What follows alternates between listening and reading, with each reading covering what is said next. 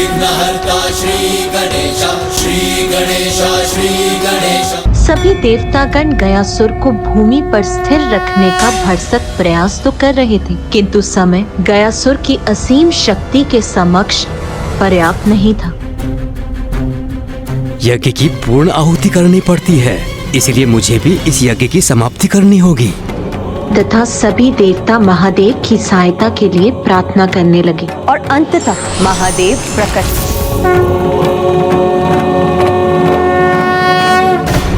गयासुर नारायण का परम भक्त है, इसलिए इतना बल उसमें नारायण की परम भक्ति से ही उत्पन्न हो रहा है। इसलिए आपकी समस्या का समाधान तो नारायण ही कर सकते हैं। इसलिए आप सभी नारायण का ही आह्वान कीजिए।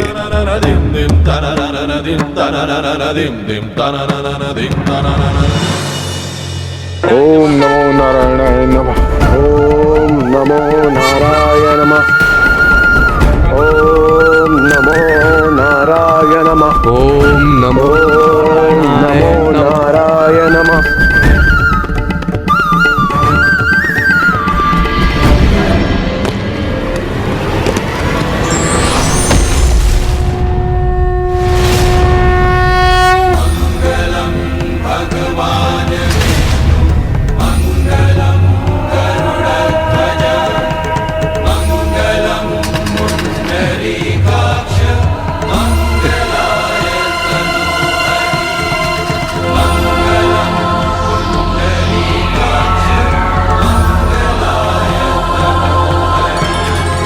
हे प्रभु, मैं तो आपके चरणों के तले स्थान पाकर धन्य हो गया। प्रभु, यदि आपकी आज्ञा हो तो मैं पूरा जीवन अचल आपके चरणों के नीचे स्थित रहूं। मैं तुम्हें आदेश देता हूं गयासुर कि तुम धरती में समा जाओ, ताकि कोई भी अपने पापों का प्रायश्चित किए बिना मात्र तुम्हारे निकट आकर मोक्ष न प्राप्त कर सके। प्रभु, मैं आपके आदेश का पालन अवश्य करूंगा।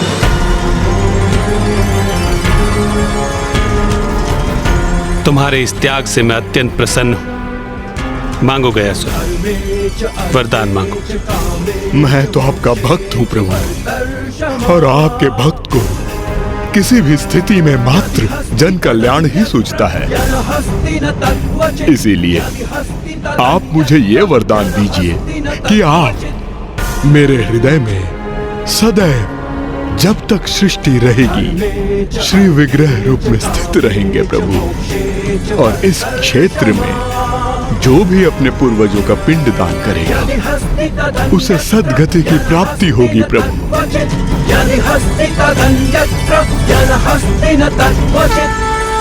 तथास्तु, तथास्तु, तथास्तु। गयासुर, मैं तुम्हें वरदान देता हूं कि भूमि में समाने के पश्चात तुम्हारे शरीर के ऊपर की भूमि को पवित्र गया भूमि कहकर पुकारा जाएगा, और जो कोई भी अपने पूर्वजों का पिंडदान इस भूमि पर करेगा उसके पितरों को सद्गति प्राप्त होगी। और जिस दिवस इस पावन भूमि पर पिंडदान होना बंद हो गया, उस दिवस तुम्हें धरती के ऊपर आने की अनुमति होगी। मुझे मनोवांछित फल देने के लिए धन्यवाद प्रभु। अब कृपा कर आपके आदेश का पालन करने में मेरी सहायता कीजिए प्रभु।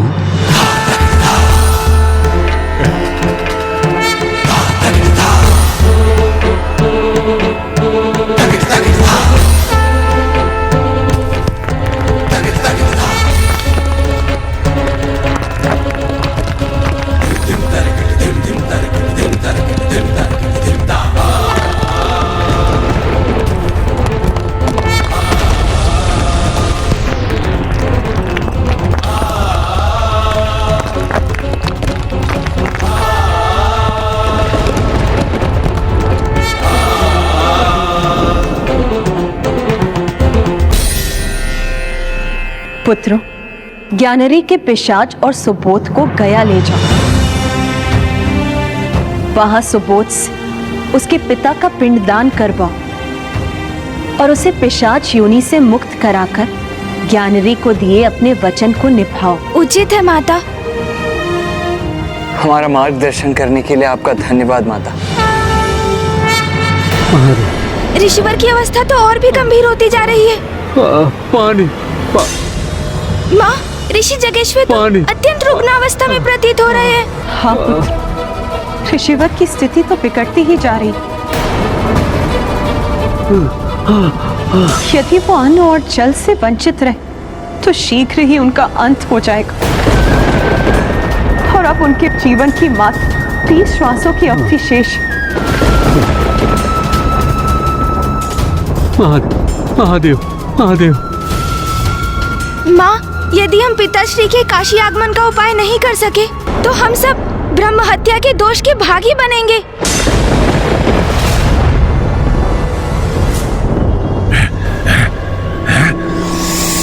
सर्वप्रथम गणेश जी कुमार कार्तिकेय मंदिर के भीतर गए, फिर अचानक बाहर आए और तीव्र गति से कहीं और चले गए, फिर लौट कर आए और मंदिर के भीतर चले गए। और अभी भी मंदिर के भीतर ही है।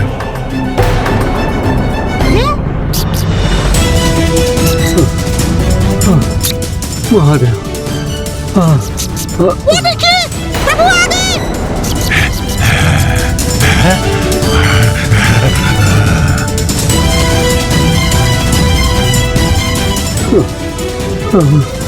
महादेव महादेव। पिताश्री, प्रभु गणेश जी और गुरुदेव तो लौट रहे हैं, किंतु वो अपने साथ किसे ला रहे हैं? महादेव।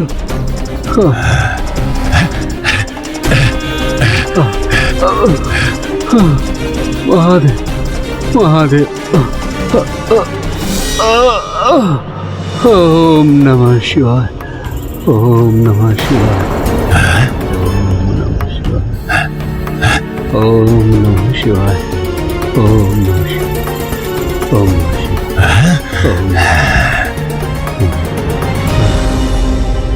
धीरज रखिए ऋषिवर, आपको कुछ नहीं होगा। ओम नमः शिवाय। ऋषि हैं, माता के मंदिर से आ रहे हैं। अवश्य माता ने उन्हें मेरी सहायता के लिए भेजा होगा। ओम नमः शिवाय।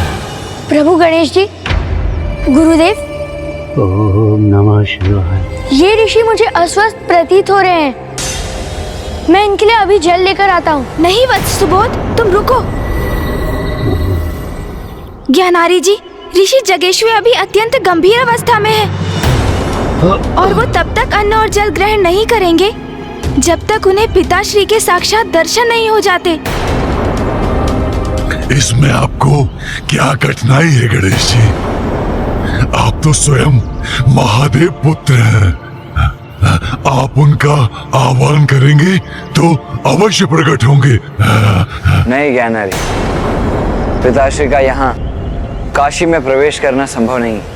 हमें कैलाश जाकर किसी उपाय से पिताश्री को ऋषि जैगेश्वर के लिए यहाँ आने के लिए सहमत करना होगा, क्योंकि ऋषिवर के जीवन की रक्षा का बस यही एकमात्र उपाय है।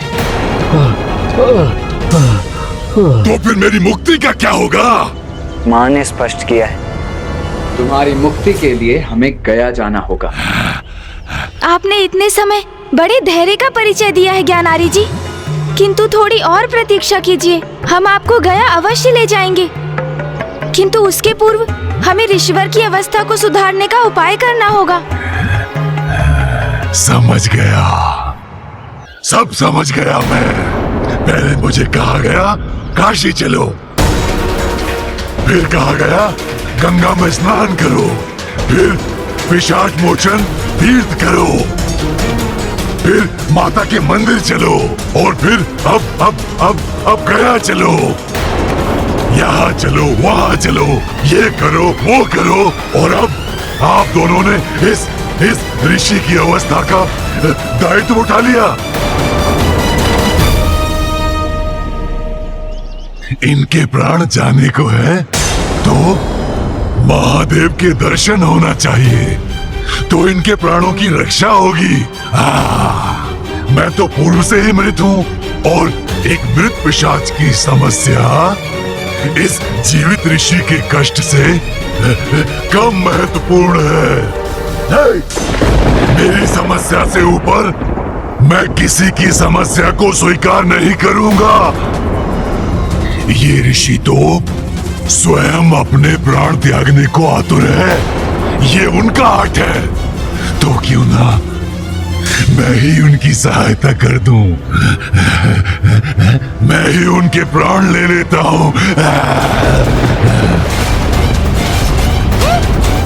जब इनके प्राण ही शेष नहीं रहेंगे तो इनकी समस्या का स्वतः ही अंत हो जाएगा। अब इनकी आत्मा और मुझे दोनों को गया ले जाइएगा और वहां हम दोनों का विधिवत श्राद्ध और पिंडदान करवा दीजिएगा। हम दोनों ही मुक्त हो जाएंगे।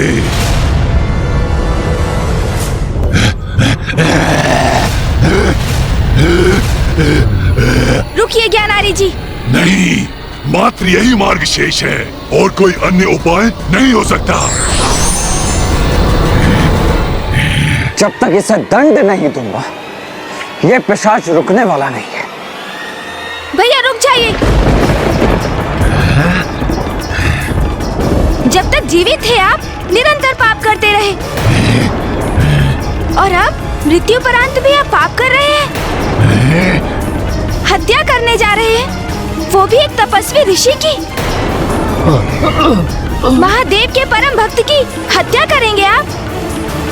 ज्ञात भी है आपको, यदि आपने ऋषि जगश्वे का स्पर्श भी किया तो महादेव के कोप के भागी बनेंगे आप।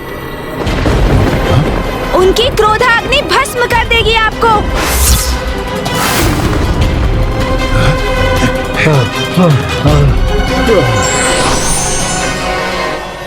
ये निराशा के प्रभाव में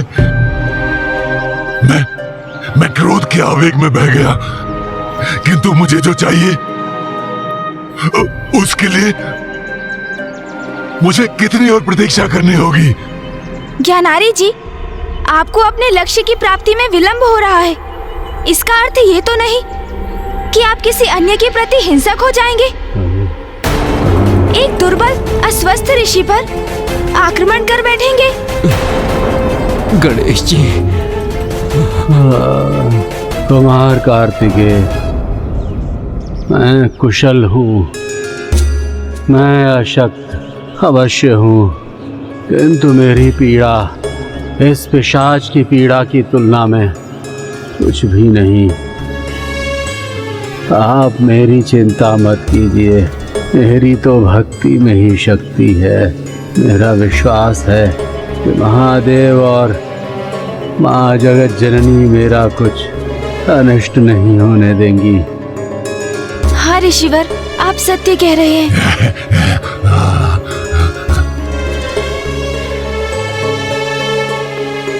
मूषक जी, प्रभु, आप यहीं रुकिए, ऋषिवर के निकट। कैसी आपकी आज्ञा प्रभु? हमें सर्वप्रथम अपना वचन निभाने गया जाना होगा।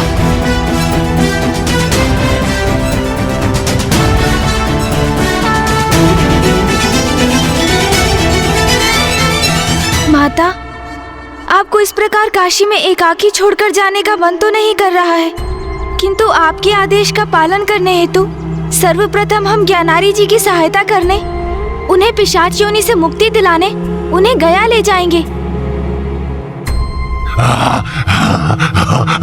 हम ज्ञानारी जी को शीघ्र मुक्ति दिलाने का प्रयास करेंगे, जिससे शीघ्र यहाँ आकर आपको एवं पिताश्री को मिलाने का प्रयास कर सके। माँ, मैं भी बड़ी अधीरता से उसी दिवस की प्रतीक्षा कर रही हूँ पुत्र, जब स्वामी के अंश से पुनः मेरा संयोग होगा।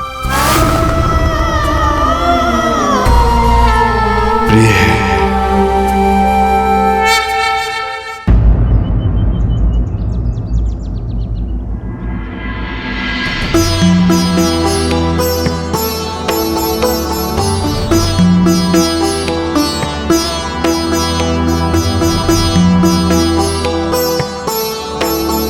यहाँ मेरे समान मुझे अतृप्त आत्माएं दिखाई दे रही हैं। अर्थात ये वही स्थान है जहां मुझे मुक्ति प्राप्त होगी। माता का सुझाव सर्वथा उचित था। हाँ।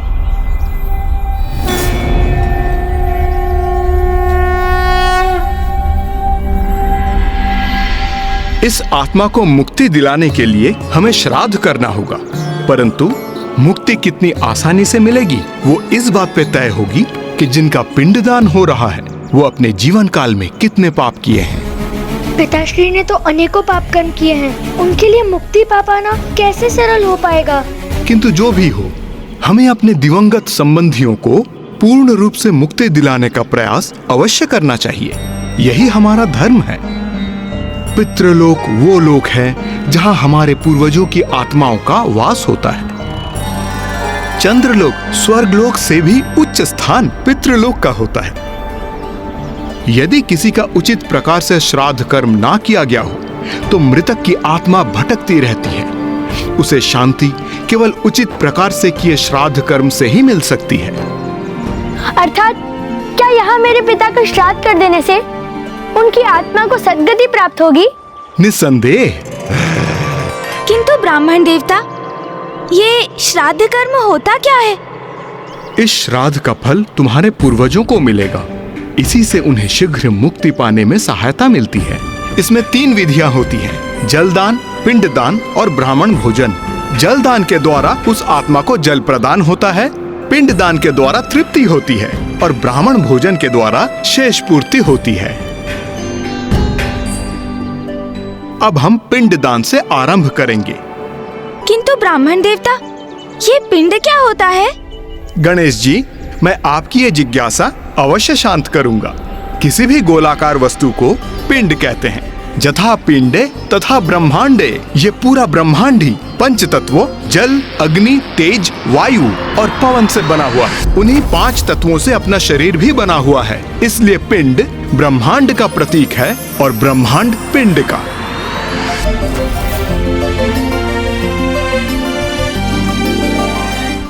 यहाँ तक कि हमारा शरीर भी एक पिंड ही है और पितरों का पिंडदान इसलिए किया जाता है ताकि उनका पिंड अर्थात इस शरीर रूपी पिंड से आसक्ति छूट जाए और वो आगे की यात्रा आरंभ कर सकें और दूसरा पिंड या दूसरा शरीर या मोक्ष पा सकें। ब्राह्मण देव, हम पिंडदान का महत्व तो समझ गए, किंतु ये जल तर्पण क्यों आवश्यक है? मृत व्यक्ति की आत्मा को जल की बहुत प्यास होती है, किंतु उसे किसी भी जल के स्रोत के निकट जाने की अनुमति नहीं होती है। इसलिए उसके पुत्र द्वारा दिया गया जल उसकी प्यास बुझाता है और वही जल वो आत्मा ग्रहण करती है। इसलिए जल का तर्पण परम आवश्यक है।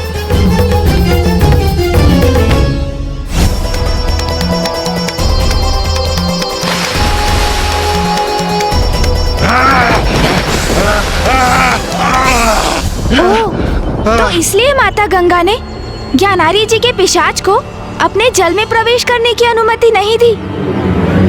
अब आप सभी को समझ आया कैसी यंत्रणा सह रहा हूं मैं। इसीलिए तो आपसे बार बार कह रहा हूं, मुझे इस पिशाच योनि के कष्ट से मुक्त कराओ, मुक्त।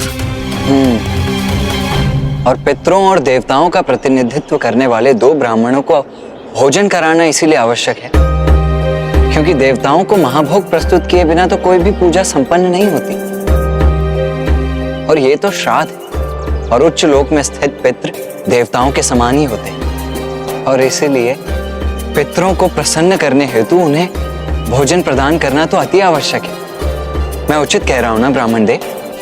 आपने सर्वथा उचित कहा कुमार कार्तिकेय जी।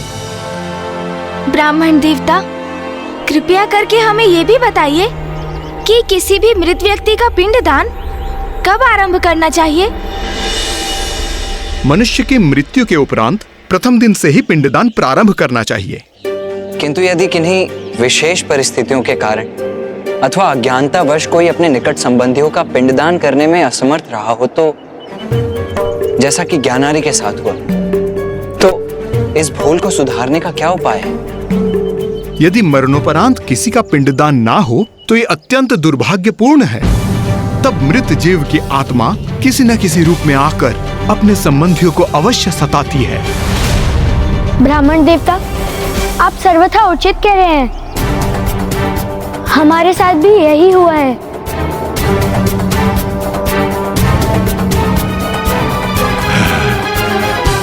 किंतु समस्या का निवारण भी संभव है। गया की पावन भूमि है वो समाधान। जिस आत्मा का पिंडदान मृत्यु के समय नहीं हो सका, उस आत्मा का पिंडदान इस गया में संभव हो सकता है। और पिंडदान होते ही उस मृत शरीर की आत्मा का अपने मृत शरीर से मोह भंग हो जाएगा और उस पिंडदान के प्रभाव से उसे एक नवीन शरीर प्राप्त होगा, जिसके द्वारा वो उत्तम लोकों की यात्रा करेगी। नवीन शरीर अर्थात ब्राह्मण देवता? मृत्युपरांत प्रथम दिवस से जैसे ही पिंडदान की विधि आरंभ होती है, तभी प्रतिदिन उस आत्मा के लिए एक नवीन शरीर उत्पन्न होने लगता है। अब हम विधिवत पिंडदान की प्रक्रिया आरंभ करेंगे और आप स्वयं इस पिशाच के नवीन शरीर ग्रहण करने के प्रत्यक्षदर्शी बनेंगे। सबसे पहले जनेऊ को अपने दाहिने कंधे पर ले आइए, जिसको आप सभ्य बोलते हैं। हाँ, प्रथम पिंडदान लीजिए। पहले हाथ में जल रखिए, तिल रखिए और पिंड रखिए। सामने अर्पण कर दीजिए।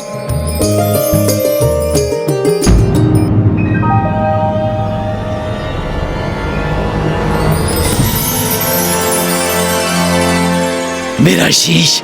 प्रथम दिवस के पिंडदान से यातना शरीर के शीश और कपाल का निर्माण होता है। द्वितीय दिवस के पिंडदान से यातना शरीर के ग्रीवा एवं कंधे उत्पन्न होते हैं।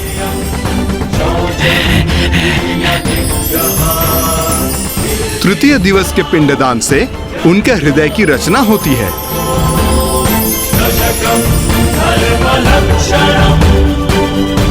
चतुर्थ दिवस के पिंडदान से उनके पेट और पृष्ठ भाग का निर्माण होता है। पंचम दिवस के श्राद्ध से नाभि का निर्माण होता है। छठम दिवस के पिंडदान से कटी प्रदेश का निर्माण होता है। सप्तम दिवस के पिंडदान से गुई भाग का निर्माण होता है। अष्टम दिवस के पिंडदान से उरु का निर्माण होता है। नवम दिवस के श्राद्ध से तालू और पांव का निर्माण होता है।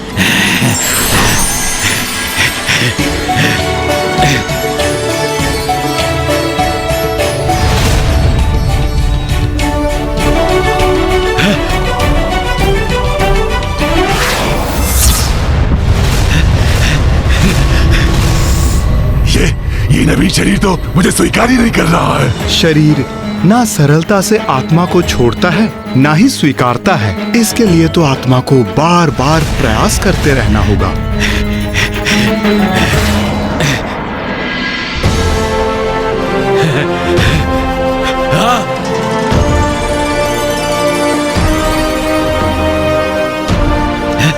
ब्राह्मण देवता, इनका तो संपूर्ण शरीर ही प्रस्तुत हो गया। तो फिर दशम दिन के पिंडदान से क्या होगा? उससे जो भी हो, तुम तो शीघ्र मेरा पिंडदान कर डालो पुत्र, क्योंकि अभी तक जो भी हुआ उससे बहुत प्रसन्न हूं मैं, क्योंकि मैं पुनः पूर्ववत हो गया हूं।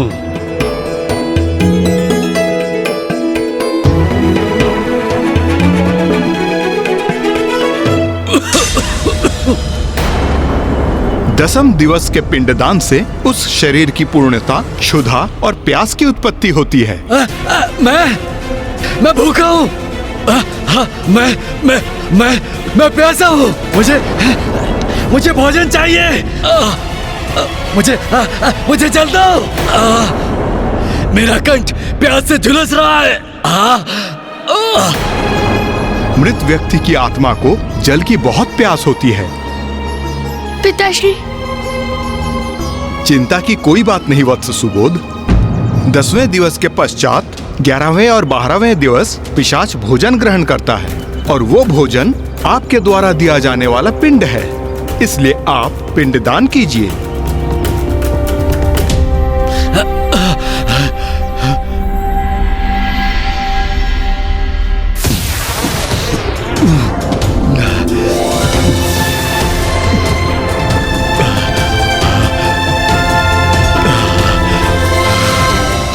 भोजन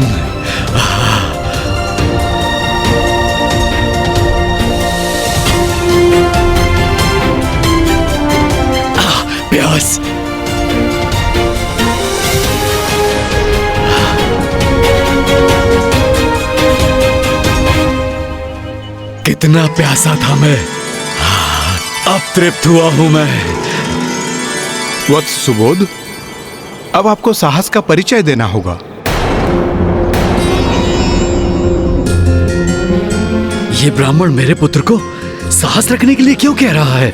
आप ऐसा क्यों कह रहे हैं ब्राह्मण देवता? ऐसा क्या होने जा रहा है अब? वत्स सुबोध, अपने पिता को आप अंतिम बार देखने जा रहे हैं और इसके उपरांत उसकी यातना की उच्च लोकों की यात्रा प्रारंभ होगी, जो तुम्हारे पिता के लिए अत्यंत कठिन अनुभव होगा और जिसका साक्षी बनना आपको भी कष्टदायक होगा।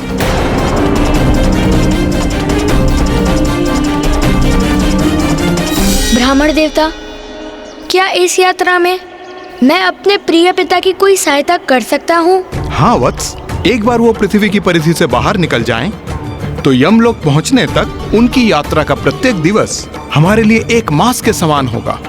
इसीलिए प्रत्येक मास को आप उनका पिंडदान करोगे। यमलोक पहुंचने के उपरांत उनका एक दिवस हमारे लिए एक वर्ष के समान हो जाएगा। हाँ। इसीलिए प्रथम वर्ष के उपरांत एक वर्ष के बाद ही पिंडदान करना आवश्यक होता है। किंतु मेरे पिता की मृत्यु को एक वर्ष तो बीत चुका है। तुम्हारे पिता की मृत्यु को एक वर्ष पूर्ण होने के कारण हम उनके लिए मासिक पिंडदान अभी एक के बाद एक साथ ही संपन्न करेंगे। ये गया में ही संभव है वत्स, इसलिए अब 13वें पिंड का दान करेंगे। पिताश्री, मैं आपका पुत्र सुबोध संपूर्ण विधि विधान से आपका पिंड दान और श्राद्ध पूर्ण करूंगा, क्योंकि अब मैं आपको और कष्ट में नहीं देखना चाहता हूँ। इसीलिए अब जो भी परिणाम हो, आप विश्वास रखिए पिताश्री, मैं संपूर्ण विधियों को संपन्न कर आपकी मुक्ति की प्रार्थना करूंगा। 13वां पिंडदान प्रारंभ करें वत्स।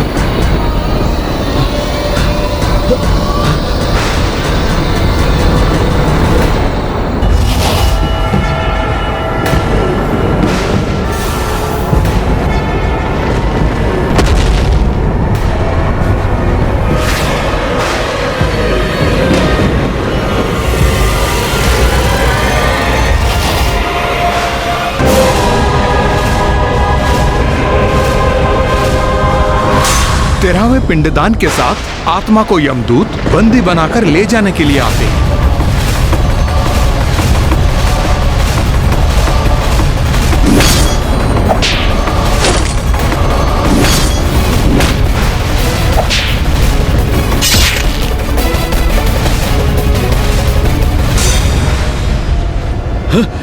मुझे कहीं नहीं जाना। मैं पिशाच योनि में ही कुशल हूँ। चलना तो तुम्हें अवश्य होगा। अपने पापों का परिणाम भुगतकर पर्वती जीवन में प्रवेश करने। पाप? मैंने कोई पाप नहीं किया। आप किसी अन्य ज्ञानरी को लेने आए होंगे। भूलवश मुझे दंड देने आ गए। हाँ, मैं तो एक मात्र पिशाच हूँ। और वैसे भी इस पिशाच योनि में अनेकों यातनाएं सह चुका हूँ मैं। तो और क्यों भुगतूं मैं? हाँ, और क्यों सहूं? नहीं, हाँ, मुझे कहीं नहीं जाना। ये आपने क्या किया गणेश जी? मुझे ऐसी मुक्ति थोड़ी चाहिए। हाँ? मुझे नहीं चाहिए ये यातना शरीर। मैं पिशाच बनकर ही कुशल हूँ।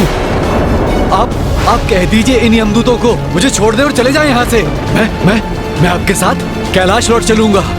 वहीं किसी वृक्ष की शाखाओं में लटका रहूंगा। कह दीजिए इन्हें। हाँ, हाँ। ज्ञानारी जी, आप अनंत काल तक पिशाच नहीं रह सकते।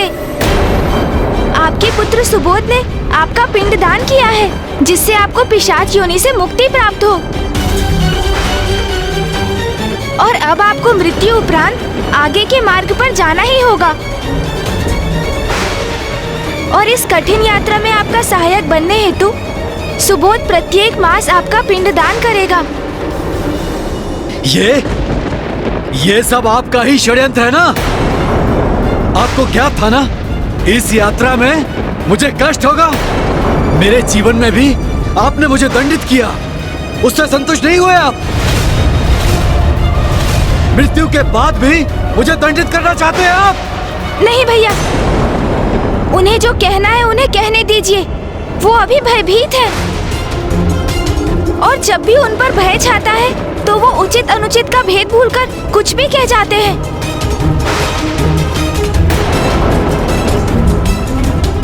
ज्ञानारी, मेरे अनुज गणेश ने मुझे शांत होने के लिए कहा है, किंतु फिर भी मैं ये बात अवश्य कहूंगा। तुम बड़े ही कृतज्ञ हो। पूर्व में तुम हमें ये कहकर सताते रहे कि तुम्हें मुक्ति प्राप्त नहीं हुई है, मुझे मुक्ति दिलवा। और अब जब हम तुम्हें मुक्ति दिलवाने के लिए तुम्हारा पिंड दान करवाने यहां लेकर आए तो तुम कह रहे हो कि तुम्हें मुक्ति नहीं चाहिए और अपने कष्टों का दोष हम पर मढ़ रहे हो। अरे ऐसी कष्टप्रद मुक्ति किसे चाहिए? बंद करो ये अपना रोदन और विलाप, अब चलो यहाँ से। नहीं, मैं नहीं चलूंगा आपके साथ। नहीं, मैंने कोई पाप नहीं किया। मैं नहीं चलूंगा। हाँ। अच्छा, तुम ऐसे नहीं मानोगे।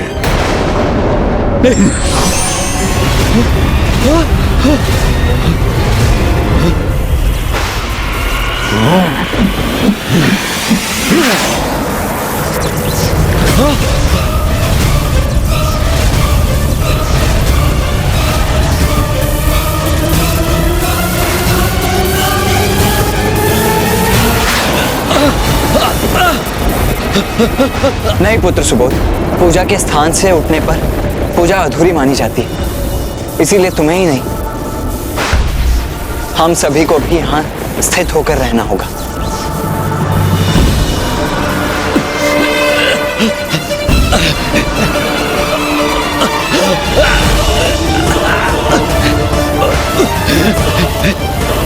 मुझे जाने दो मुझे।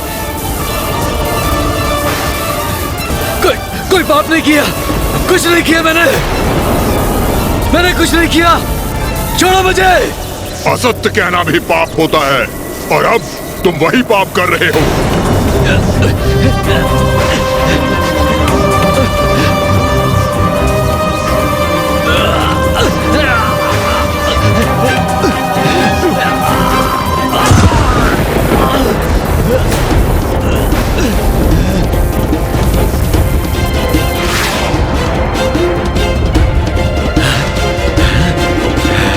तुम हमारा बहुत समय व्यर्थ कर चुके हो ज्ञानारी, और हमारा समय व्यर्थ हो ये हमें कदापि स्वीकार नहीं।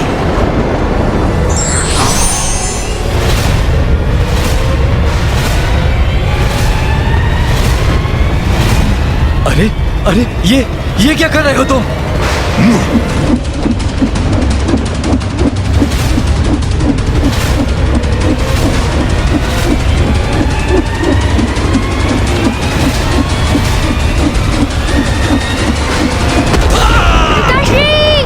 जी,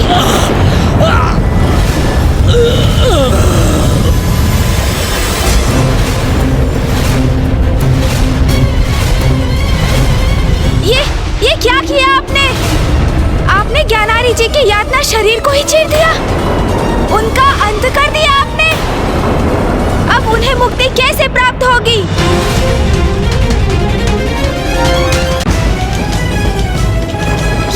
ये कैसा अनर्थ हो गया यहाँ?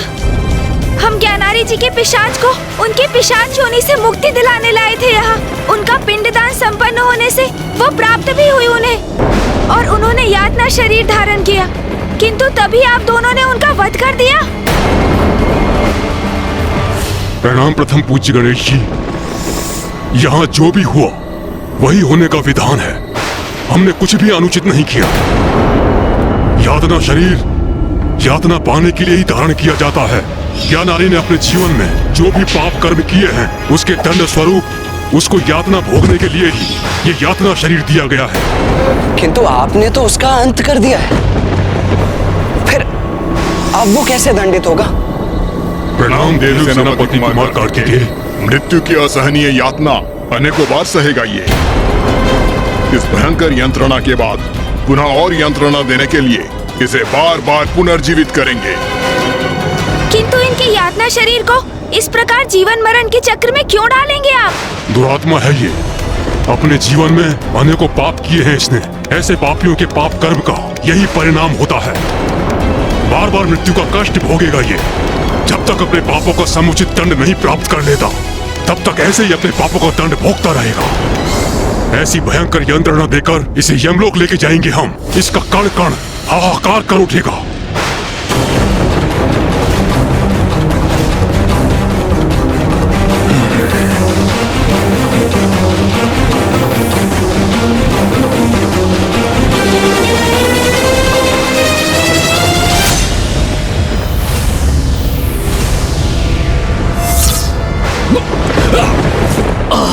पिताश्री,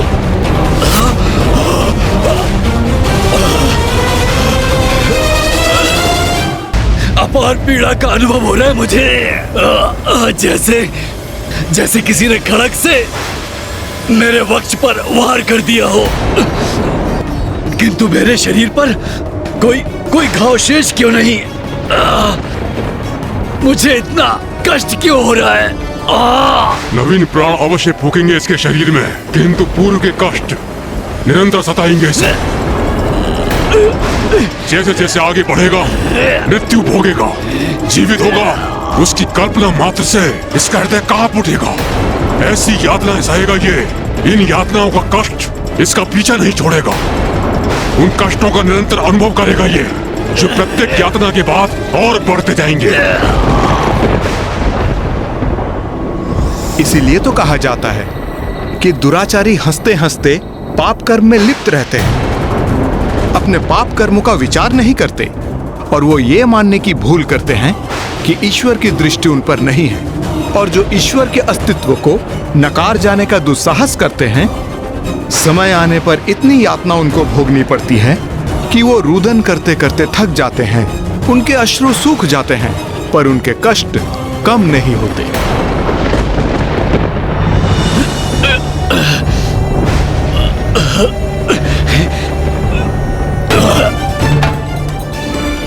ऋषिवर, मैं तो पूर्व से ही प्यास से तड़प रहा हूं, तो अब रुदन करने के लिए अश्रु कहां से लाऊंगा?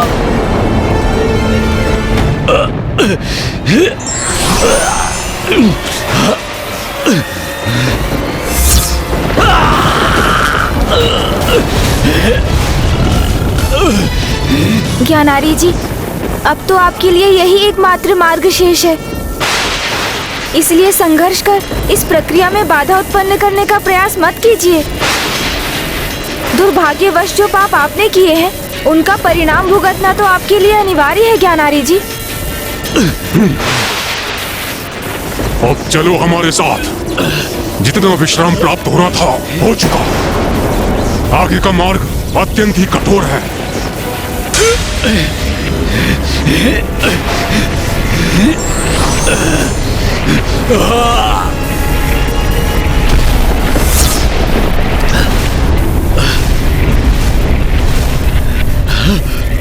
ये कैसा द्वार खुल रहा है मेरे समक्ष? चलो आगे बढ़ो। नहीं, मैं इस भयंकर द्वार में प्रवेश नहीं करना चाहता।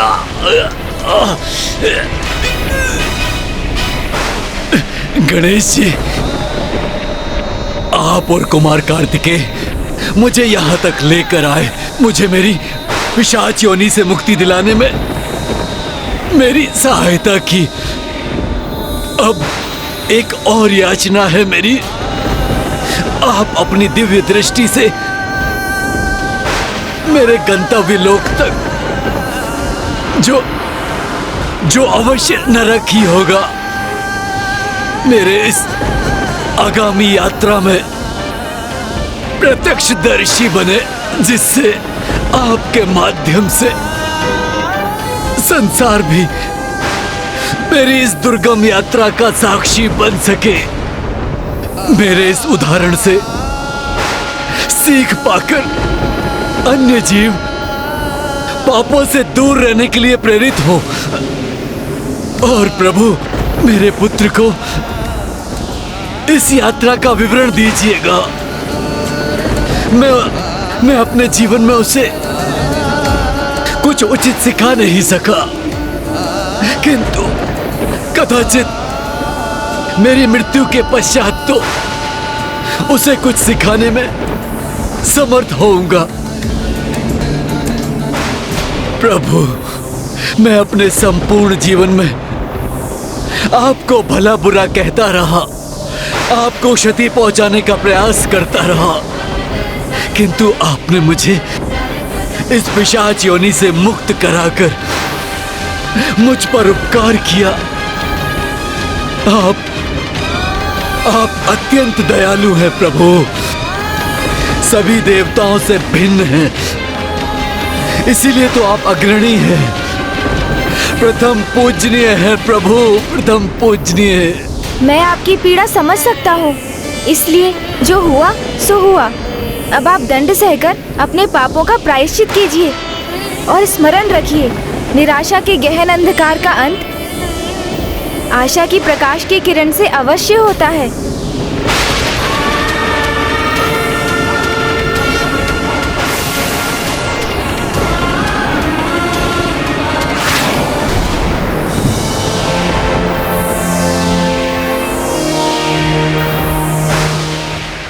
अब हमें आज्ञा दीजिए गणेश जी और कार्तिकेय जी, हमें ज्ञानारी को आगे लेकर जाना है। किंतु आप दोनों इन्हें कहाँ लेकर जाएंगे? पृथ्वी लोक से यमलोक के इस दीर्घ पथ को महापथ कहते हैं गणेश जी। इसकी आत्मा को यातना शरीर के साथ महापथ पर पड़ने वाले 16 पुरों के पार लेके जाएंगे हम। 16 पुर? किंतु इन पुरों में आत्मा के साथ क्या होता है? प्रत्येक पुर में मृत आत्मा अपने कर्मों के अनुसार फल भोगती है। जीवन में सत्कर्म करने वाली आत्मा को सुफल प्राप्त होता है और दुरात्मा को यहाँ पग पग पर भयंकर दंड प्राप्त होते हैं।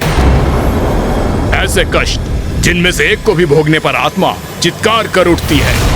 कहीं प्रचंड अग्नि में भस्म होता है वो, तो कहीं अन्य भक्षक जीव उसके शरीर के अंगों को नोच नोच कर अपना आहार बनाते हैं। कहीं उस पर अस्त्र शस्त्र शिलाओं आदि से प्रहार होता है, तो कहीं उसे कांटों कंकड़ आदि से भेदे जाने पर विवश होना पड़ता है। इन सब में उसका यातना शरीर पकड़े हुए सांप की तरह छटपटाता है, किंतु पग पग पर भयंकर कष्टों को सहकर दारुण स्वर में विलाप करते हुए आगे बढ़ने पर लाचार होता है।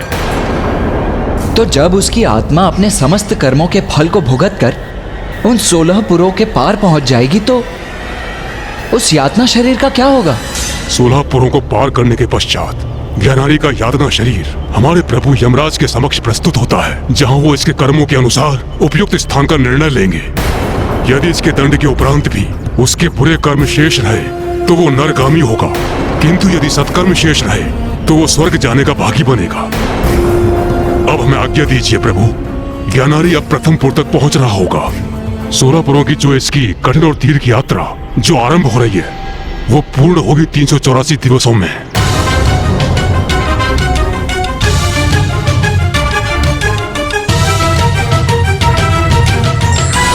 384 दिवस?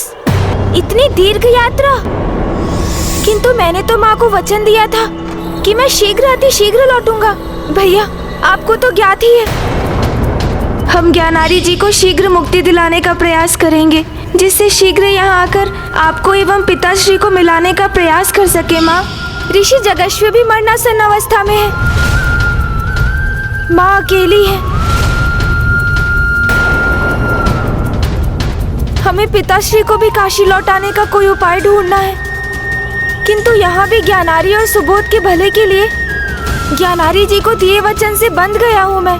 उनकी यात्रा संपन्न होने तक यहीं रहना होगा मुझे। अब इस दुविधा को कैसे सुलझाऊं मैं? यहाँ भी कैसे रहूं और काशी लौटकर माँ को दिया वचन कैसे पूर्ण करूं मैं? ओम नमः शिवाय, ओम नमः शिवाय, ओम नमः शिवाय, ओम नमः शिवाय। ईश्वर, प्रभु शीघ्र ही लौटते होंगे। ओम नमः शिवाय।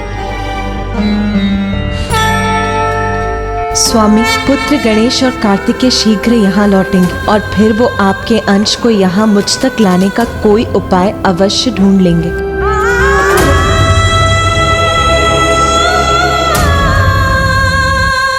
प्रभु गणेश जी, क्या आप मेरे पिताश्री को देख पा रहे हैं? तो मुझे बताइए ना, कहाँ पहुँचे हैं वो? अवश्य सुबोध।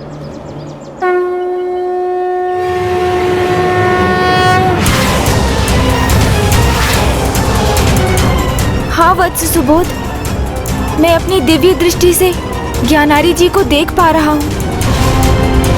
वो एक अनंत अंधकार की गहराई में गिरते चले जा रहे हैं।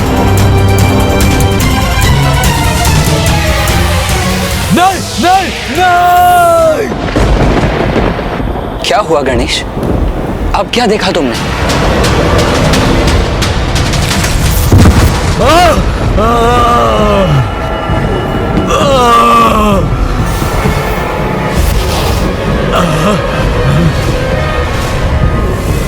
उठो, अभी तुम्हें महापथ पर यमलोक की ओर आगे बढ़ना प्रारंभ करना है।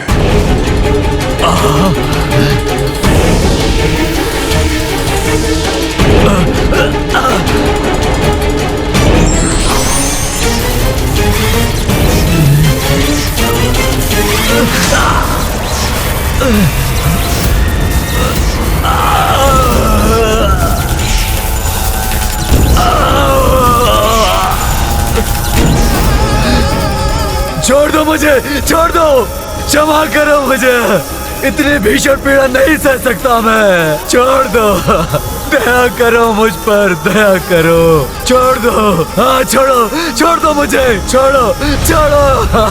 अब यमदूत ज्ञानारी जी को अपने पाश में बांधकर कांटों, बांबियों और कंकड़ से भरे मार्ग पर घसीटते हुए ले जा रहे हैं। पुत्र सुबोध, अब आपके पिता एक नदी के तट पर पहुंचेंगे।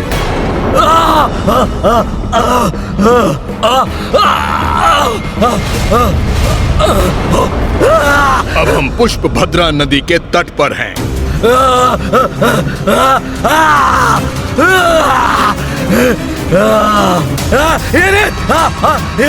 अग्नि की समान ताप है इसका। इसके प्रचंड ताप से झुलस रहा हूं मैं।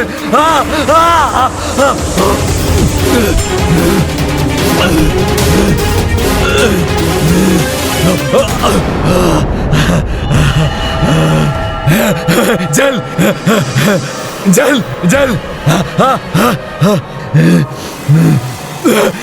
प्यास, प्यास, प्यास लगी है मुझे। जल दे दो मुझे, बहुत बहुत प्यास लगी है। पुत्र, अब आपके पिता का यातना शरीर पुष्पभद्रा नदी के तट पर पहुंच चुका है, जहां आपके द्वारा दिया गया पिंडदान उनका भोजन बनेगा और तर्पण का जल प्राप्त होगा।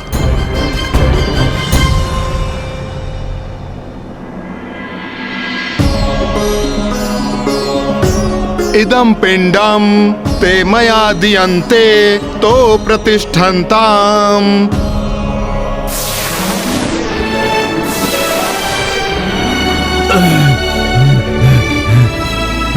भूख, भूख और प्यास तो मिट गई, किंतु किंतु किंतु मेरा कष्ट नहीं मिटा। मेरा संपूर्ण तन कष्ट में है। तो जैसे पुनः मृत्यु के मुख में प्रवेश कर रहा हूँ। अभी से इतना विलाप कर रहे हो? अभी तो तुम्हारी यात्रा आरंभ भी नहीं हुई ज्ञानारी।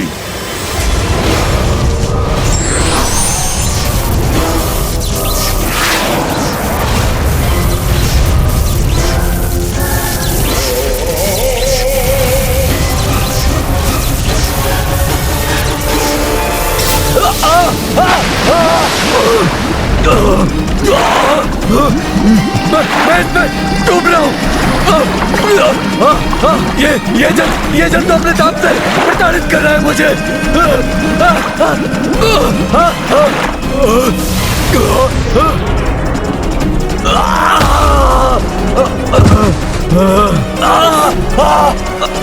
कष्ट तो बढ़ते जा रहे हैं।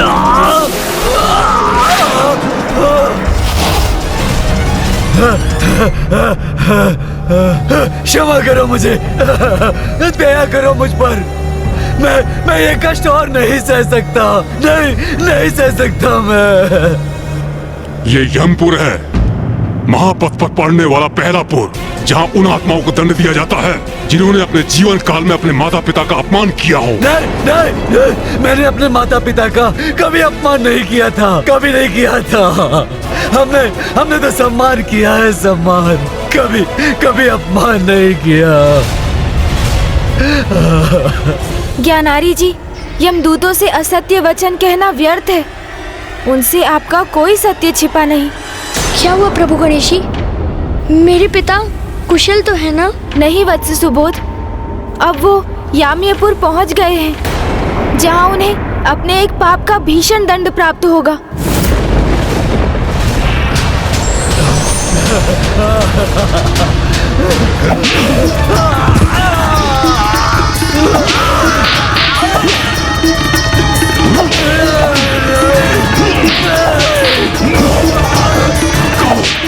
सत्य कहो, क्या तुमने कभी अपने माता पिता का अपमान किया था?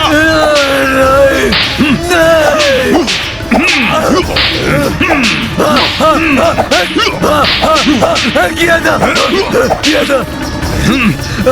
बहुत बुरा पुत्र था मैं। जब बाल्यावस्था में था, अपने पिता का अपमान और तिरस्कार करने का अपराध किया था मैंने। मुझसे भूल हो गई, मुझे क्षमा करो मुझे। और कोई अपराध और कोई पाप नहीं किया मैंने। तो क्या आप दोनों मुझे यमराज के समक्ष प्रस्तुत करेंगे?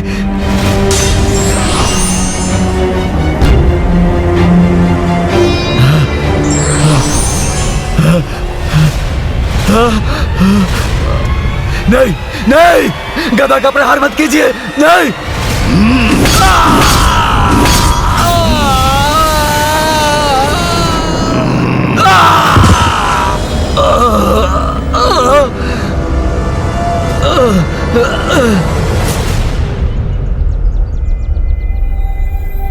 गणेश, अब क्या अपनी दिव्य दृष्टि से तुम कुछ देख पा रहे हो? ज्ञात नहीं भैया, वहाँ क्या हो रहा है? वहाँ तो सर्वत्र अंधकार छाया है, मुझे कुछ दिखाई नहीं दे रहा है भैया वहाँ। ऐसे अंधकार का अर्थ तो ये है कि वो शौर्यपुर पहुंच चुके हैं। ऋषिवर, वहाँ आत्माओं के साथ क्या होता है? ऐसा सुना जाता है वत्स कि शौर्यपुर के राजा अत्यंत भयंकर हैं और उसके दर्शन मात्र से आत्मा भयभीत हो जाती है, और कुछ यातना शरीर तो वहां से आगे बढ़ने में असमर्थ हो जाते हैं।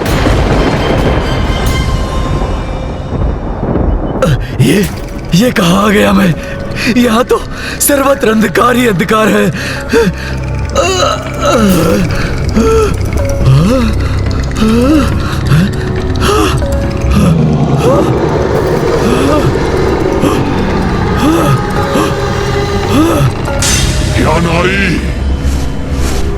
ज्ञानारी,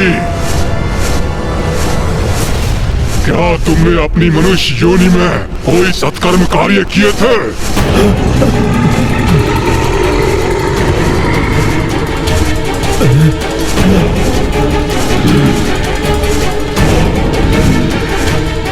हत्या का महापाप किया है तुमने, धर्म कर्म में लीन ऋषि मुनियों की हत्या की है तुमने। शौर्यपुरी में अब तुम्हारे इस महा अपराध का दंड प्राप्त होगा। तुम्हें तो अब मेरी भीषण अग्नि का प्रकोप सहना पड़ेगा।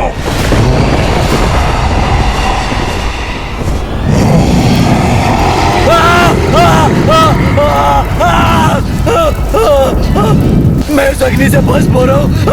क्षमा करो मुझे, क्षमा करो। मैंने अपने जीवन में इतने दुष्कर्म क्यों किए?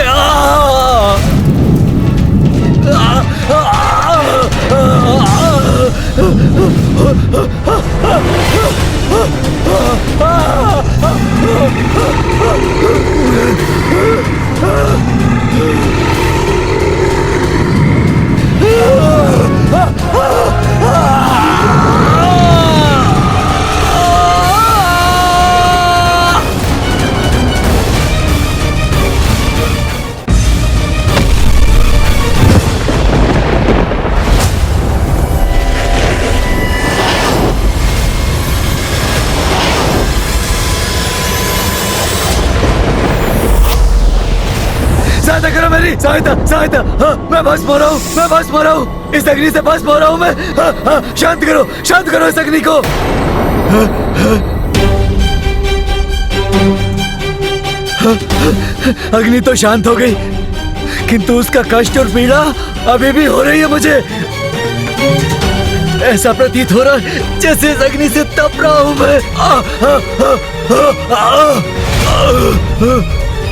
जल जल जल जल जल दो मुझे बहुत प्यास लगी है।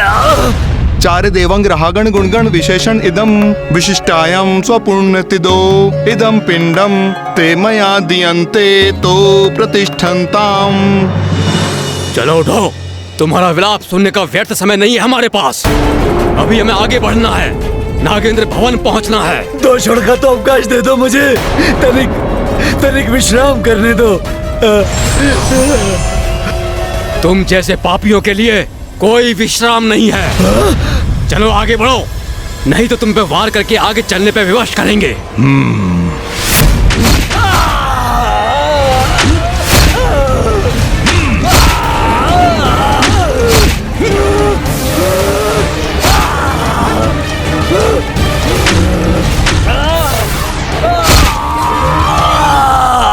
तृतीयपुर नगेंद्र भवन पहुंच गए हैं, जहां ज्ञानारी जी को अपने जीवन काल में कोई भी यज्ञ ना करने का दंड प्राप्त हो रहा है।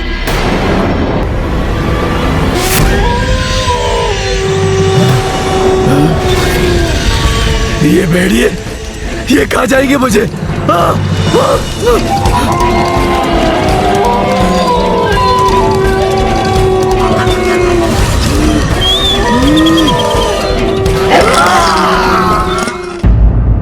अब वो चतुर्थपुर गंधर्व नगर पहुंच गए हैं, जहां ज्ञानारी जी ईश्वर की पूजा में अवरोध उत्पन्न करने के लिए दंडित हो रहे हैं।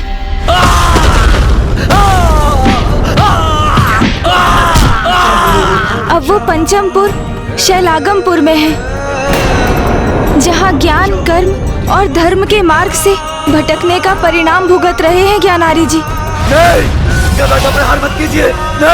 नहीं। वो षष्ठमपुर क्रोंचपुर में है,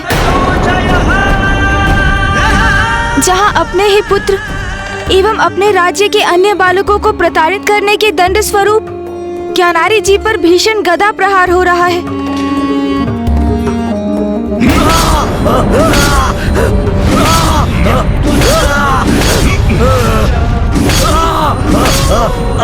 अब वो सप्तमपुर क्रूरपुर को पार कर 8वें पुर विचित्र भवन में है, जहां ज्ञानारी जी को तपते कोयले के अंगार पर स्थित होकर स्त्रियों के अपमान का दंड भोगना पड़ रहा है।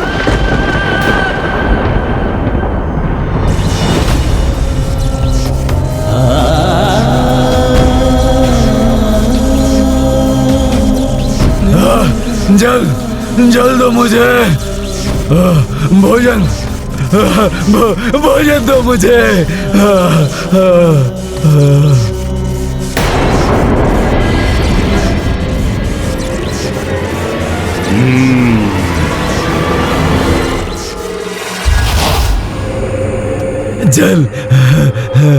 जल दो मुझे, भोजन दो मुझे, मुझे बहुत प्यास लगी है, जल दो मुझे। हम वैतरणी नदी के तट पर पहुंच चुके हैं।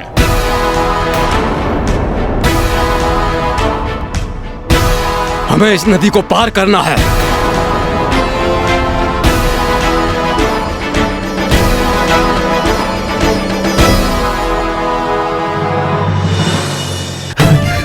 मेरे कष्टों में कुछ तो विराम होगा। अब इस नदी को पार करते समय मैं इस नौका पर तनिक विश्राम तो कर सकूंगा।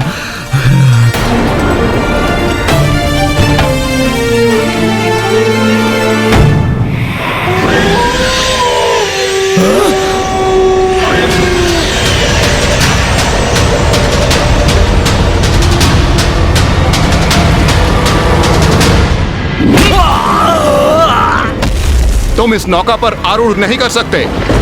उसके लिए तुम्हें अपने जीवन में कुछ पुण्य करने चाहिए थे। कहो, तुमने कभी कोई पुण्य किया था?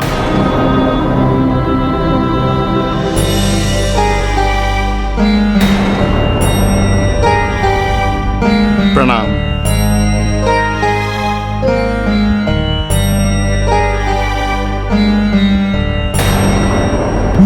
मेरे साथ ऐसा अन्याय क्यों? हाँ?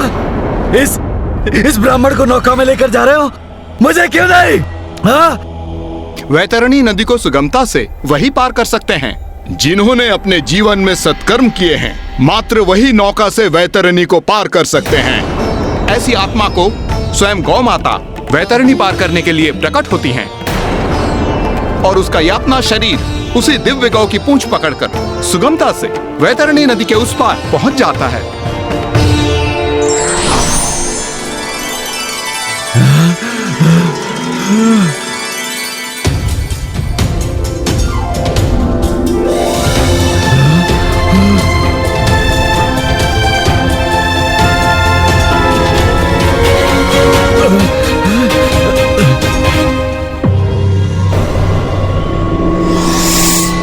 क्या तुमने अपनी जीवन में कभी सत्कर्म या गोदान का पुण्य कमाया है?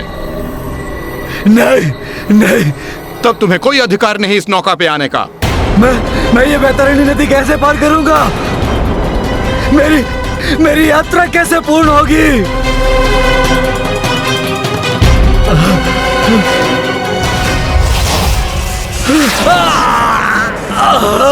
वैतरणी नदी तो तुम्हें पार करनी होगी, किंतु नौका पर नहीं। यह अच्छा संकेत नहीं है। किंतु क्यों ब्राह्मण देवता? क्योंकि अब यहाँ से वैतरणी नदी प्रारंभ हो गई और यह वैतरणी नदी तो मांस मदिरा का आहार करने वाले जीव जंतुओं से भरी पड़ी है। अपनी यात्रा को आगे बढ़ाने के लिए ज्ञानारी को वैतरणी नदी तो पार करनी ही होगी, किंतु इस प्रयास में उनकी यातना शरीर की यदि मृत्यु हो गई तो यमदूत उसे पुनः जीवित करके उनकी ये यात्रा पुनः प्रारंभ करेंगे। ज्ञानारी जी को बिना प्राण खोए एक ही प्रयास में वैतरणी नदी को पार करना होगा, अन्यथा यमदूत उन्हें बार बार जीवित करते रहेंगे और ज्ञानारी जी को आरंभ से पुनः अपनी यात्रा आरंभ करनी होगी। ज्ञानारी, वैतरणी नदी तो तुम्हें पार करनी होगी, किंतु नौका पर नहीं। और यदि तुम्हारा यातना शरीर मध्य में ही निष्प्राण हो गया तो तुम में पुनः प्राण डाला जाएगा। ये जल नहीं, लहू प्रतीत हो रहा है।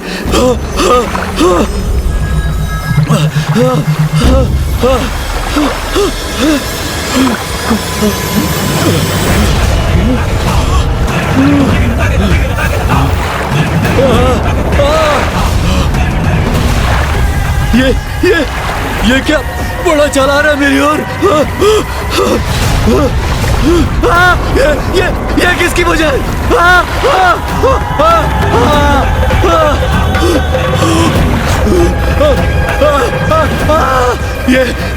ये कैसे भयंकर नदी है ये?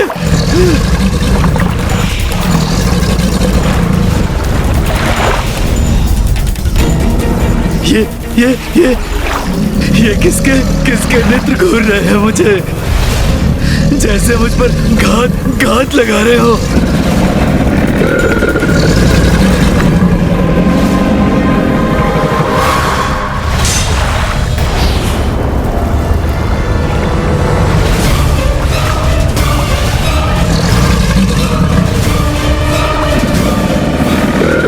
रक्षा करो, कोई तो रक्षा करो मेरी। वैतरणी सरलता से वही पार करता है जो अपने जीवन में सत्कर्मों के साथ गौदान भी करे। दुरात्माओं को तो यहाँ गौदान का भी कोई लाभ नहीं होता।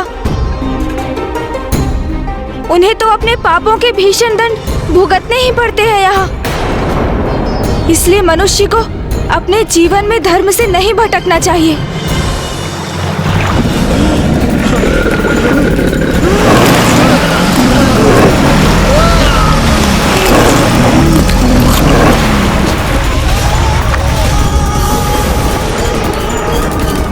इसका यातना शरीर तो निष्प्राण हो गया।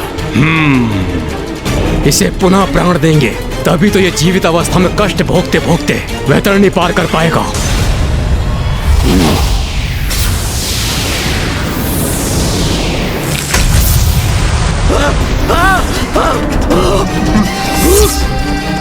मुझे जीवित क्यों किया? मृत्यु चाहता हूँ मैं और कष्ट नहीं सह सकता। ज्ञानारी, तुम्हें तो वैतरणी पार करनी होगी, जो तुम्हारा यातना शरीर जीवित अवस्था में ही कर सकता है। और स्मरण रहे, जितनी बार तुम्हारा यातना शरीर मृत अवस्था में जाएगा उसे हम पुनः जीवित करेंगे। तुम्हें ये कठिन यात्रा पुनः आरंभ करनी होगी। नहीं नहीं नहीं।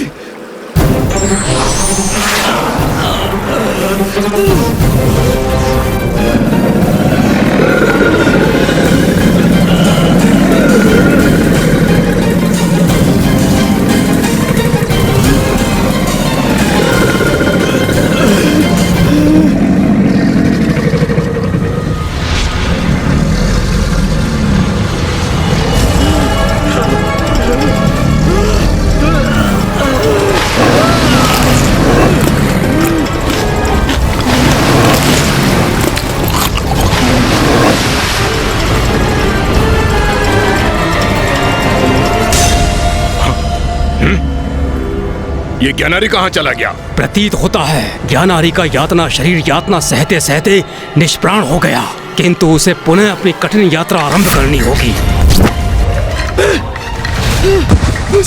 मुझे और यातना मत दो, छोड़ दो मुझे, मुझसे मत करो ये कठिन यात्रा।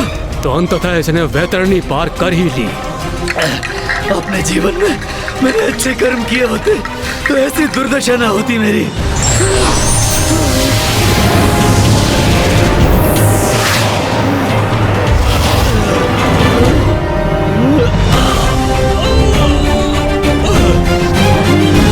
शरीर को तो यथावत कर दिया तुमने, किंतु अभी भी कष्ट हो रहा है मुझे, जैसे वो भयंकर जीव मेरे शरीर को नोच नोच के मेरा भक्षण कर रहे हो।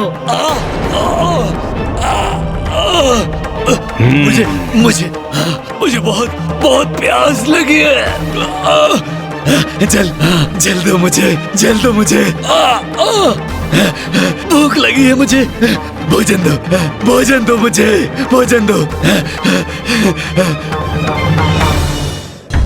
ब्राह्मण देवता, और कितनी यातना सहनी होगी मेरे पिताश्री को? उनकी ये यात्रा कब संपन्न होगी?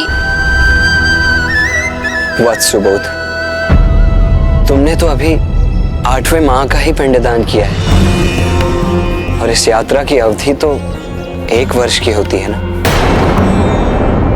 अभी तो ज्ञानारी जी को यमलोक पहुंचने में 4 माह और लगेंगे। मुझे ऋषि जैगेश्वर की चिंता सता रही है। माँ को भी शीघ्र लौटकर पिताश्री को काशी लौटाने का वचन दिया है मैंने। ज्ञानारी और सुबोध के प्रति अपना दायित्व संपन्न होते ही मुझे वहाँ लौटना होगा।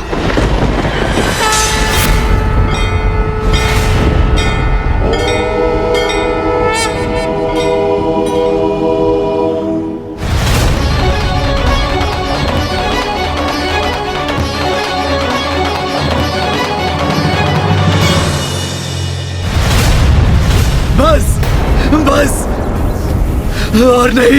और नहीं कर सकता। बस। जब अपने जीवन में पाप कर्म कर रहे थे तब तुम कहते कि नहीं, मैं नहीं कर सकता, तो आज तुम इतने कष्ट के भागी नहीं बनते। किंतु हम अभी तो महापद के अर्ध स्थान पर ही हैं। अभी तो तुम्हें और कष्ट सहने होंगे। अभी हम नवेपुर ब्रह्म पथ पर पहुंचेंगे, जहां तुम्हें और दंड मिलेगा। नहीं। अपनी प्रजा को आतंकित करने का, अपनी शक्ति से उन्हें अपने समक्ष झुकने को विवश करने का दंड देने हेतु यमदूत ज्ञानारी जी पर परित प्रहार कर रहे हैं।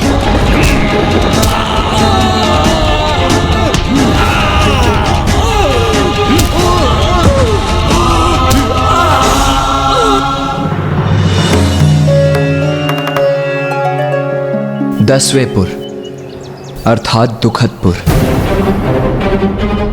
अपने राज्य के वृद्ध जनों को अपना दास बनाकर उन्हें पीड़ित करने का दंड प्राप्त हो रहा है उसे। अब ज्ञानारी जी 11वें नानाक्रंदपुर में प्रवेश कर मदिरा पान कर निर्बलों पर अत्याचार करने के कारण वे यातना पा रहे हैं।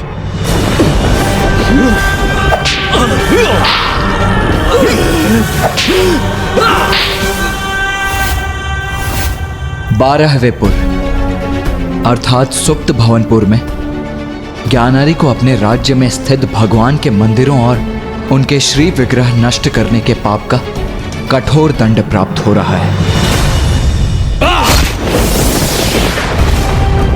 13वें और 14वें पुर रौद्रनगर और पर्योवर्षण में ज्ञानारी जी को स्वयं को ईश्वर घोषित करने का दंड दिया जा रहा है।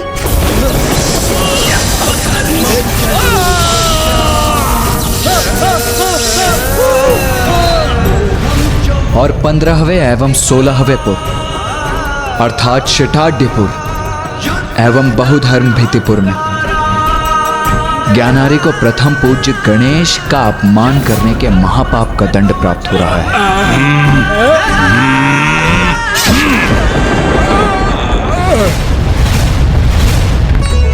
अदपूर्वचारित दिवंग ग्राहगण गुणगण विशेषण इदम विशिष्टायाम स्वपुण्यतिदो इदम पिंडम ते मया दियन्ते तो प्रतिष्ठन्ताम। प्रभु गणेश जी, अब तो मेरे पिताश्री सभी 16 को पार कर चुके, तो अब तो उन्हें उनके कष्टों से छुटकारा प्राप्त होगा ना? तुम्हारी यात्रा आरंभ हुए 1 वर्ष की अवधि बीत चुकी है। देखो, वहां देखो ज्ञानारी।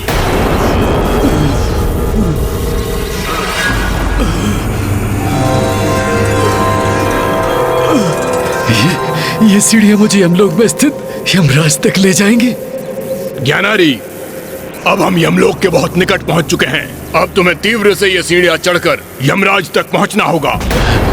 किंतु यदि तुमने ये सीढ़ियां चढ़ते हुए अपना संतुलन खोया तो तुम नीचे गिर जाओगे और तुम्हें पुनः ये सीढ़ियां चढ़नी पड़ेगी। ज्ञानारी जी अब अपनी यात्रा के अंतिम पड़ाव पर हैं।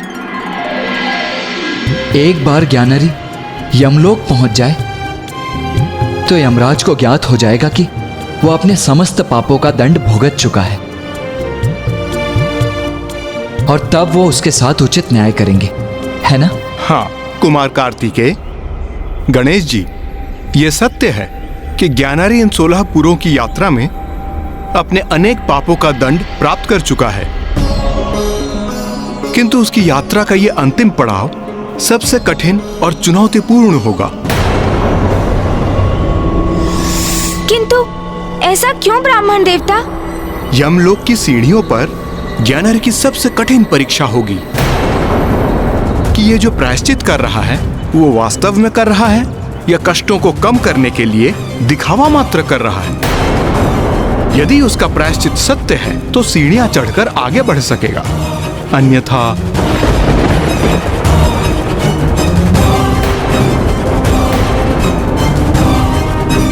वो नीचे गिरेगा और उसे ऊपर चढ़ना पुनः आरंभ करना होगा।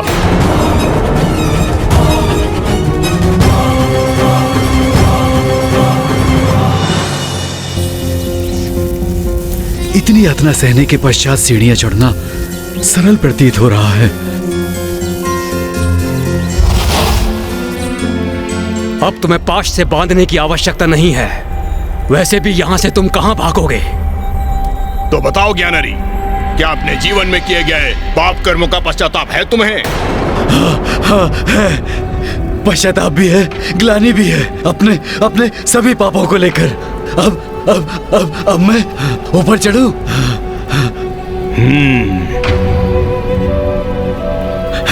मुक्ति अब प्राप्त होगी मुझे, मुक्ति।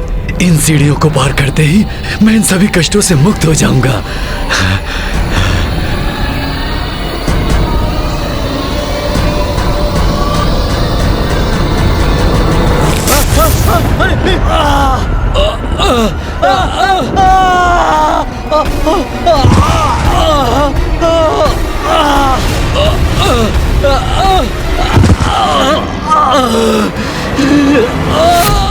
ज्ञानारी जी संतुलन खोकर नीचे गिर गए।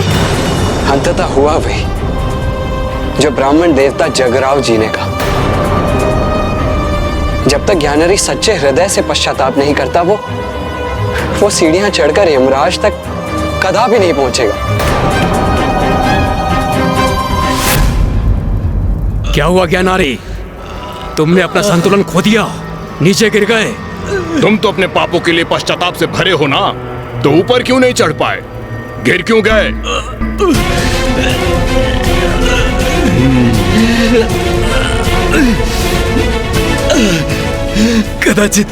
कदाचित मैं बहुत तीव्र गति से ऊपर चढ़ने का प्रयास कर रहा था।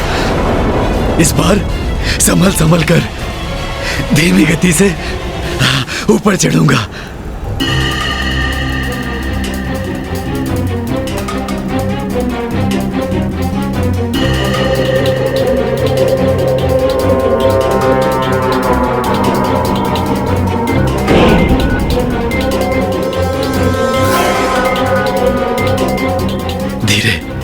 धीरे धीरे आगे बढ़ूंगा तो अवश्य अपना संतुलन बनाए रखने में और ऊपर यमराज के समक्ष पहुंचने में सक्षम होऊंगा मैं, जो मेरे साथ न्याय कर मेरे आगामी लोक को निर्धारित करेंगे।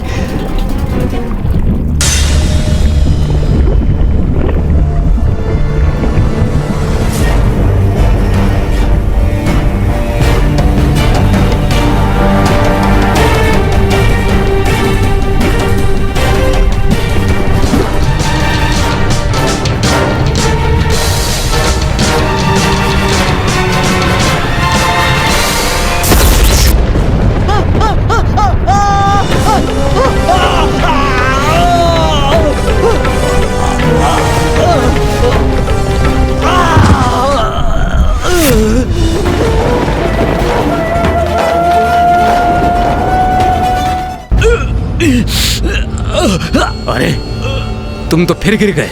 ज्ञानारी सत्य कहो, तुम वास्तव में पश्चाताप का अनुभव कर रहे हो ना?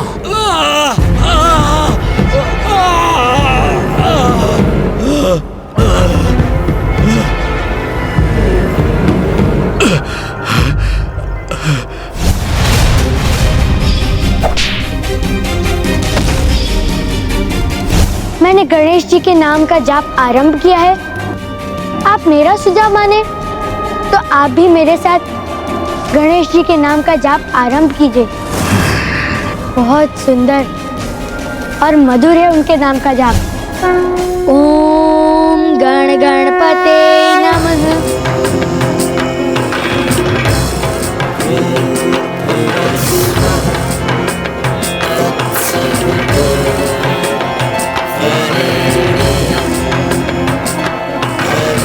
प्रभु गणेश जी, अब आप ही मेरा मार्गदर्शन कीजिए।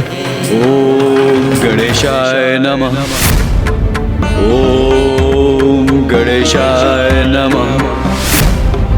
ओम गणेशाय नमः। उस गणेश से अपने पिता का प्रतिशोध लूंगा। फेंको इस मूर्ति को, अन्यथा मैं स्वयं उठाकर इसे फेंक दूंगा। मैं त्रिलोक विजेता, मैं ही सत्य हूँ, मैं ही ईश्वर, मैं ही सत्य हूँ, मैं ही ईश्वर। फेंको इस मूर्ति को। गणेश का तो मैं वध करूंगा ही, मैं ही सत्य हूँ, मैं ही ईश्वर। बहुत बड़ा पापी हूं मैं, अनेकों पाप कर्म किए हैं मैंने। मैं तो भयंकर दंड का भागी होने योग्य हूं। अपने जीवन में मैंने पुत्र, पिता, पति होने के किसी भी दायित्व का अथवा जीवन के किसी भी धर्म का पालन नहीं किया। दुर्बलों को सताया, उन पर अत्याचार किया। प्रथम पूज्य गणेश जी का अपमान करने का घोर पाप किया है मैंने। अपने सभी पापों के लिए मैं आपसे क्षमा याचना करता हूं। क्षमा कीजिए प्रभु, क्षमा कीजिए मुझे। प्रभु गणेश जी, मुझे क्षमा कीजिए। मुझ पापी को क्षमादान दीजिए प्रभु, क्षमादान दीजिए प्रभु। ज्ञानारी,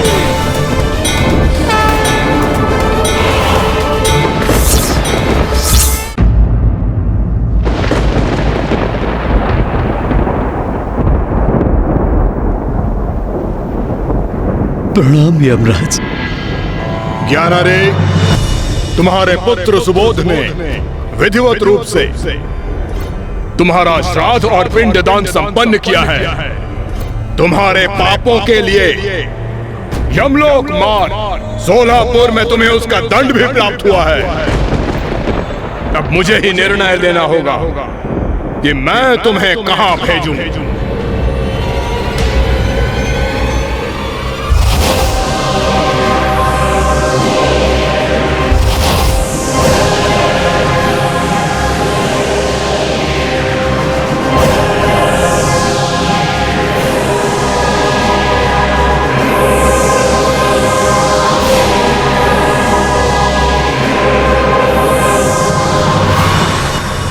तुमने अन्य पापों के साथ स्वयं को ईश्वर घोषित करने का महापाप किया है। उसका दंड तुम्हें भोगना ही होगा ज्ञानारी। यमराज, आज तक मैं अपनी मुक्ति के पीछे भागता रहा, किंतु मैं उसके योग्य नहीं हूं। मेरे पाप तो अक्षम्य हैं। उचित कह रहे हो तुम। तुम्हारे पापों के दंड स्वरूप तुम्हें नरक ही भेजना होगा।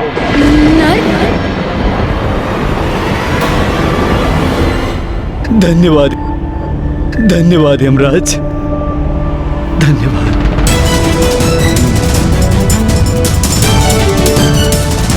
आश्चर्य है, धन्यवाद कर रहे हो तुम मेरा। तुम प्रथम आत्मा हो जिसे नरक भेजने के बाद भी वो मुस्कुरा रहा है। यमराज, इस यात्रा में मैंने स्वयं को जाना। मेरे लिए अपनी बुराई से आत्मसात होने की पीड़ा तो भारी यातनाओं से कहीं अधिक थी। किंतु जब मैं यमलोक की सीढ़ियां चढ़ने लगा तो पुत्र सुबोध द्वारा गणेश की महानता का वर्णन स्मरण हुआ। और तब मैंने गणेश जी का ध्यान किया और अब प्रथम बार मुझे सत्य में आंतरिक शांति का अनुभव हुआ। अब मैं समझ चुका हूं, मेरी मुक्ति तो गणेश जी की भक्ति में ही है। वही मेरा मोक्ष है। इसलिए मैं आपका आभारी हूं कि आप मुझे नरक भेज रहे हैं, क्योंकि कष्ट और वेदना का अनुभव किए बिना मैं प्रथम पूज्य गणेश जी की शरण में नहीं आता। और अब नरक की यातना को भोगते हुए मैं अनंत काल तक गणेश जी का नाम ही जपता रहूंगा। प्रभु गणेश जी, अब मैं समझा मेरे पिताश्री नरक जाने में इतने प्रसन्न क्यों हैं। क्योंकि उन्हें अब जितना कष्ट होगा वो उतना ही आपकी भक्ति में लीन होते जाएंगे। अंततः मेरे पिता को आपके भक्ति के आनंद का आभास हो ही गया।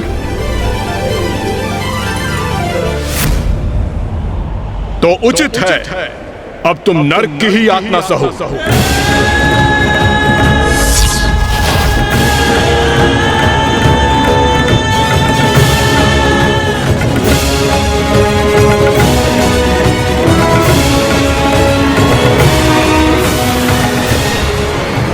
रुक जाओ ज्ञानारी, रुक जाओ ज्ञानारी, रुक जाओ।